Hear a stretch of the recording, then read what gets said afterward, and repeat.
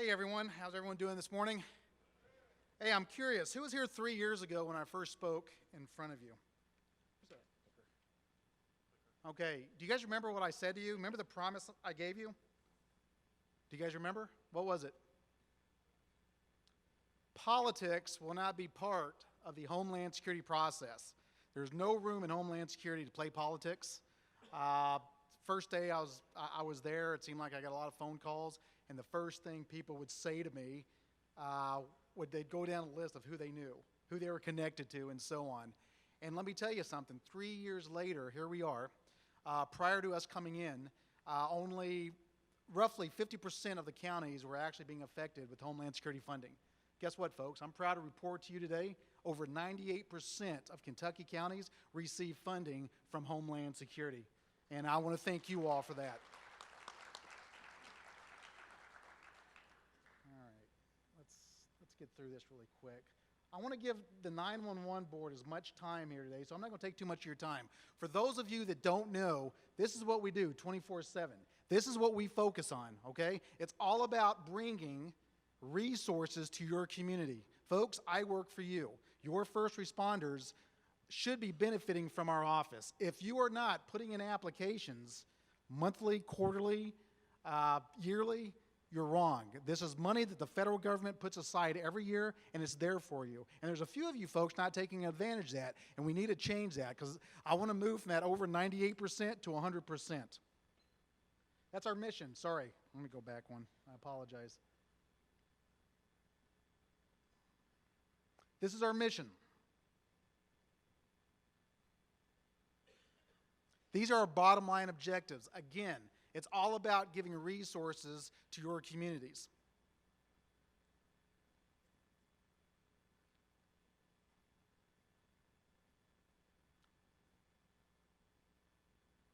State Homeland Security grants from 2016 to today.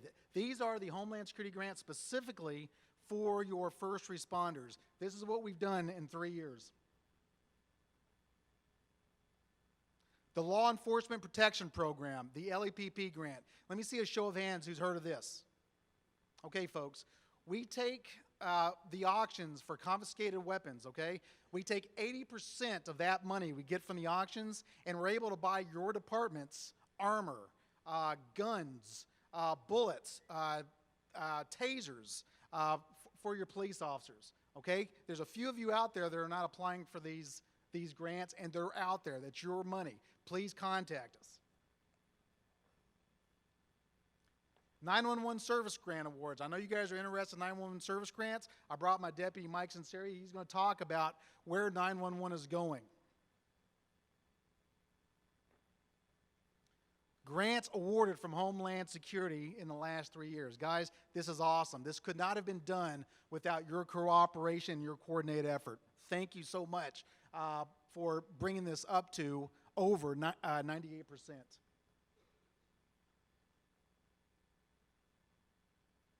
So let's talk about 911 Service Board. I'm going to bring my number 2, Mike Sinceri, up here, and he's going to say a few things about where 911 is going and what you need to focus on. Mike? Thank you, Director Holliday. Okay, so I appreciate the time. That was awesome. This presentation we've done a couple of times. We did the Governor's Local Issues Conference here a couple months back, and it was about a 2-hour presentation. We jammed into 50 minutes, and now with the 15, I really appreciate Director giving me 12 of those. I tend to talk too much. I would never say such a thing. So what do we do at the 911 Services Board? We have the responsibility for collecting statewide the wireless 911 fees. So back in the day, before cell phones came along, local governments determined a fee to place on landlines for the promulgation of 911 service. So as cell phones came into development, that responsibility from collecting from AT&T and then Sprint and then Verizon became burdensome for local governments, so they decided that we're going to have, with the wireless side, we're going to take that and make it on a state basis. And so the state has responsibility for collecting and then pushing back out to through a formula back to your local call centers, which we call PSATs, or Public Safety Answering Points. So we're real proud of the fact that 95 cents out of every dollar collected by the board goes right back out to your local call centers. That works awesome. All right, so what does the future hold for 911? So we had the first revolution of 911 was the evolution or the emergence of cellular phones. So what's next is what's known as next generation 911. So what does next generation 911 mean? The easiest way for me to explain it is to show where we are now versus where we're trying to go.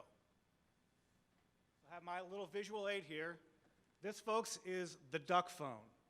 In 1990, this was cutting-edge technology. Push button, it quacks when it rings, and its eyes light up. And it has a 9 and a 1 on there, so you can call 911 with this phone. But as far as 911 services go, that's about it for the duck phone. So where we are today is the smartphone, right? Raise your hand if you don't have a smartphone. I see no one. There you go, 100% penetration of the smartphone. So with the emergence of this technology, we do a lot more than call 911, and that's what next generation is all about. It's the ability to not only call, but to text, to send photos or even video to your 911 call center. But along with that is a very important distinction, and that's the network connectivity of next generation 911. So any call center that is part of this next generation network is connected. So if you are unfortunately have an event, natural disaster, or a fire that takes out your call center, with the flick of a switch, all call routing traffic can be sent to a neighboring county or even across the state because they all have access to the same information. But this next generation system is completely contingent upon one thing, and that's the accuracy of your mapping data. Those of you who are county judges out there, you may have heard recently from your 911 director talking about some new standards that we've implemented to get ready for next generation 911 in Kentucky. And that's all about laying the foundation by having accurate statewide mapping, which we've never had in Kentucky. So thankfully, we qualified for a national grant that's going to give us a big head start in this mapping endeavor. So we're getting a total of $2.3 million from the federal government. We have a local match requirement of 1.55 for a total project value of about $4 million that we're going to lay the foundation for next generation 911 in the Commonwealth. But that's all this money, virtually all of it, is initially going to be put into helping locals get their mapping standards up to snuff. Because in the next generation environment, your calls are completely routed by the XY coordinate and even Y or vertical, or Z vertical. It's completely routed geospatially, right, which is a GIS coordinate, X and a Y. And for that to work, it has to be accurate. If you don't have accurate mapping data going into your system, then you cannot do next generation 911. So we're investing significant amount of money into getting every county in the Commonwealth mapping standards up to snuff. This, of course, is going to face a challenge of what do we do when the grant runs out? You all in the locals are realizing that you've got a challenging environment. The number of landlines, the number of duck phones, what's it doing? Falling through the floor, right? About the only thing keeping your landlines up is a lot of providers are bundling, right, phone, internet, and cable television together. And there's a lot of people that even are paying for a phone that don't even have a physical phone in their home. But the number of landlines is going to continue to go down. The number of mobile devices continues to go up, but we're not seeing that radical growth that we saw before. And that's going to place a challenge on you folks of how do you make up for that funding loss you're seeing from your local collection of landline fees. So some counties have taken an approach of broadening that base back out by putting a fee on either water, or some now are attempting to do it on electric bills. And so that's an opportunity to take that shrinking base and broaden that back out so you can have a lower fee placed upon a larger number of people. And they're also facing a downside of a good economy is there's some positions that are tough to fill.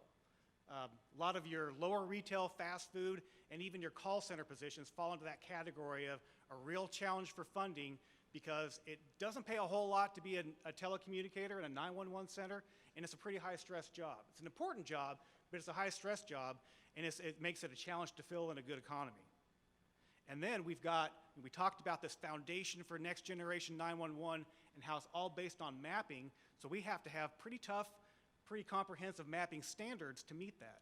And so we've laid out those guidelines, and that's now in regulation that folks are going to have to adopt these next generation mapping standards, and it's going to put a burden on some folks. So how do we deal with that? Well, you can try to increase your landline fee in that ever-shrinking pool of folks out there. You can try to increase your general fund appropriations locally, another big challenge. You can ask the General Assembly to increase the wireless fee. That's a big challenge. Ask for more money for essentially the same thing. Or you can try to take that broadening approach of putting a fee on your utilities. There's another approach out there that some of you are starting to consider. We refer to that in the 911 world as the nasty C word.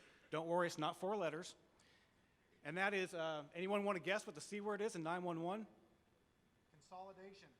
Excellent answer, Director Holliday. Yes, consolidation.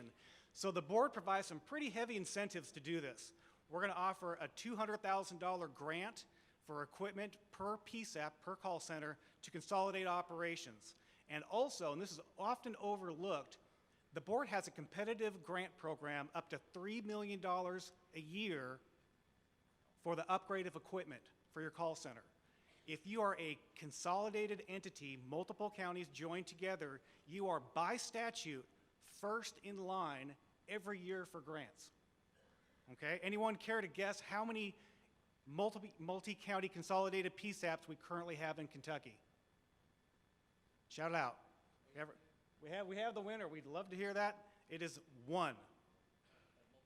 Multi-county, sorry. Yes, we've had a whole lot of intra-county consolidation, and we went from 400-some PSAPs a decade ago down to 115 certified PSAPs, but there is a total of 1 that has a multi-county joined forces. And that is, anyone know what that is? Fulton is trying to become a certified PSAP. Garrett and Lincoln, yes, they operate as Bluegrass 911. All right, so this brings up the question is, how many PSAPs do we really need in Kentucky? And I'm not even going to go into how many counties we need in Kentucky, whole separate argument. But just to give you a visual example here, there are 3 911 call centers. Of course, they're the biggest, Lexington, Louisville, and Kenton County, which is a consolidation of probably, I think, 17, not too long ago, different city PSAPs operated in Kenton County. Those 3 PSAPs serve 27% of the Commonwealth of Kentucky. The other 112 certified call centers serve the rest of the state, or about an average 0.7% each. So Garrett and Lincoln, they combined back in a little over a decade ago. They lost, and that's always a big argument. You can't consolidate because you're going to lose jobs. They lost a total of 0 full-time positions through their consolidation. They're first in line each and every year for grants. They didn't even apply for a grant this year because in the last several years, they have got a quality, cutting-edge call center that is fully funded. They don't have the funding issues because they're pulling from multiple counties with an efficient staff and an efficient operation of not needing to duplicate all this equipment. And that is, in a nutshell, what consolidation is all about, and I'll leave you a minute to wrap up, sir. 1 minute to spare. I cannot believe it. Lincoln, Garrett County, where are you? Let's give them a big hand. Leading by example. That's how you do it right there, folks. Consolidation is not a bad thing. Let's do this. Look, this Homeland Security effort doesn't work without your all's input. It's your all's Homeland Security. It's your all's Kentucky Intelligence Fusion Center. The minute we get any type of word that new grants are coming out from FEMA, USDHS, or whatever, the very first thing we do is we put them out on our website, okay? Go to Facebook, go to Twitter, right there, and in the search engine, write in Kentucky Office of Homeland Security. As soon as something comes out, That's the first place we take it to in order for you to get those grants in as soon as possible. I have 10 seconds left. Do I have any questions at all? Anything at all? Anybody? Thanks for having us here today, folks. Thank you.